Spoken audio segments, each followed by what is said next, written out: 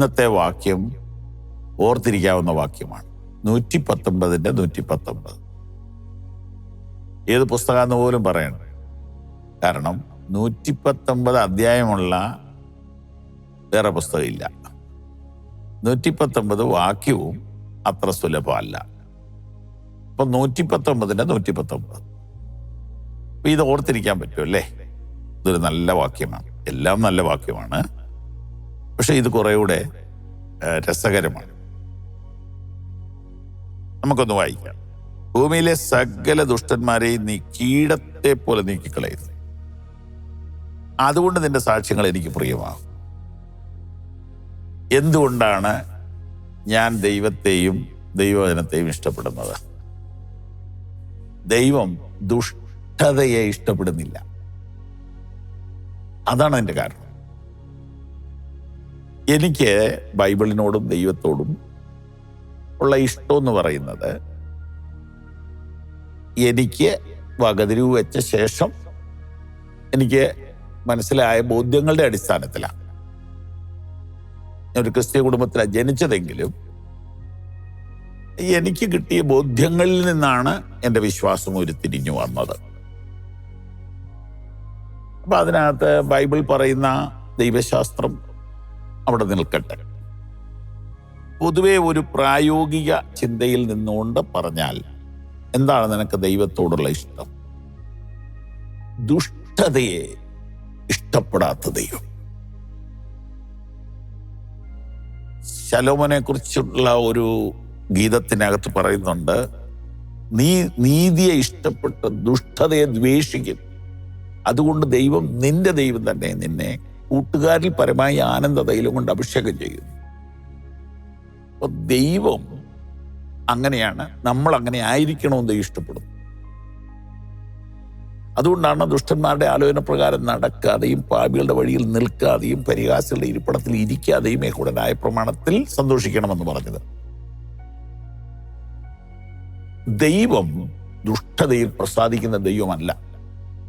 ദൈവം ദുഷ്ടത ഇഷ്ടപ്പെടുന്നില്ല, പക്ഷെ ദുഷ്ടനെ വെറുക്കുന്നില്ല.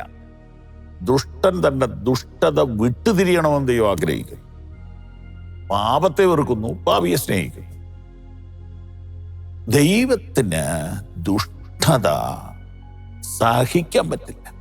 പാപം കണ്ടുകൂടാത്ത കണ്ണുള്ളവൻ. സ്വർഗം പോലും തൃക്കണ്ണിന് നിർമ്മലമല്ലല്ലോ എന്നീ വചനങ്ങൾ മനോഹരമാണ്.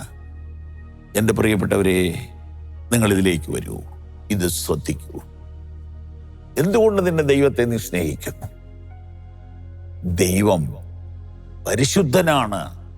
അവൻ ദുഷ്ടതയെ വെറുക്കുന്നവനാണ്. എന്നാൽ അവൻ പാപിയെ വെറുക്കുന്നില്ല. ദുഷ്ടനോട് ദൈവം അരുളി ചെയ്യുന്നത്, നീ നിന്റെ ദുഷ്ടത വിട്ട് മാനസാന്തരപ്പെടുക എന്നാണ്. എന്നാണ് ദുഷ്ടന്റെ മരണത്തിലല്ല, അവൻ തന്റെ ദുഷ്ടത വിട്ട് തിരിയുന്നതിൽ എത്രയേ എനിക്ക് സന്തോഷമെന്ന് യഹോവ അരുളി ചെയ്യുന്നുവെന്ന് എസെക്കിയേൽ 33 എഴുതി വെച്ചിരിക്കുന്നു. അപ്പൊ ദുഷ്ടനെ അല്ല, ദുഷ്ടതയെ വെറുക്കുന്ന ദൈവം. ലളിത തർജ്ജമ കേട്ടുകൊള്ളുക. ഭൂമിയിലെ സകല ദുഷ്ടതയും അങ്ങ് ലോഹക്കിട്ടം പോലെ ഉപേക്ഷിക്കുന്നു. കീടം എന്നതിന് ഇവിടെ വന്നപ്പോ കിട്ടമായി. എന്താ ലോഹക്കിട്ടം?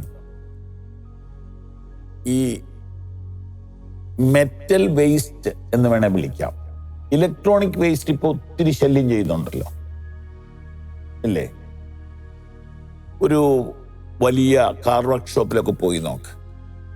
ഉപയോഗമില്ലാത്ത കുറേ ഇരുമ്പ് സാധനങ്ങളുണ്ട്. ഇപ്പൊ അതൊക്കെ വീണ്ടും ഉരുക്കിയൊക്കെ എടുക്കുന്നുണ്ടെങ്കിലും ഒന്നിനും പറ്റാത്ത കുറെ സാധനമുണ്ട്. ഇതുപോലെയാണ് ദുഷ്ടതയെ ദൈവം കാണുന്നത്. വേസ്റ്റ്. ഇംഗ്ലീഷിലെ ആ വാക്ക് you throw away all the sinners on the earth as if they were trash. So I love your covenant laws. Trash എന്ന വാക്ക് ഉപയോഗിച്ചിരിക്കുന്നു. ലോഹക്കിട്ടം എന്ന് ഉപയോഗിച്ചിരിക്കുന്നു. കീടം നീക്കിയാൽ തട്ടാന് നല്ലൊരു ഉരുപ്പടി കിട്ടുമെന്ന്. വെള്ളിയിൽ നിന്ന് കീടം നീക്കിയാൽ തട്ടാന് നല്ലൊരു ഉരുപ്പടി ലഭിക്കുമെന്ന് വചനം പറയുന്നു. വെള്ളിയിലും സ്വർണത്തിലും ഇരുമ്പിലുമൊക്കെ ഇരുമ്പല്ലാത്ത സാധനമുണ്ട്. അതാണ് കിട്ടം അല്ലെങ്കിൽ കീടം. അതുപോലെ ദൈവം ദുഷ്ടനെയും ദുഷ്ടതയെയും നീക്കിക്കളയും. ദുഷ്ടത വിട്ട് മനം തിരിയാത്ത ദുഷ്ടനെ ദുഷ്ടതയോടുകൂടെ ദൈവം കീടത്തെ പോലെ നീക്കിക്കളയും. ഇതുകൊണ്ടാണ് ഞാൻ ദൈവത്തിന്റെ വചനത്തിൽ സന്തോഷിക്കുന്നത്. എൻ്റെ സകല അനീതിക്കും കൂട്ടുനിൽക്കുന്ന ദൈവമായതുകൊണ്ടല്ല ഞാൻ ദൈവത്തെയും ദൈവവചനത്തെയും സ്നേഹിക്കുന്നത്, ദുഷ്ടതയെ വെറുക്കുന്നത് കൊണ്ടാണ്. God bless you.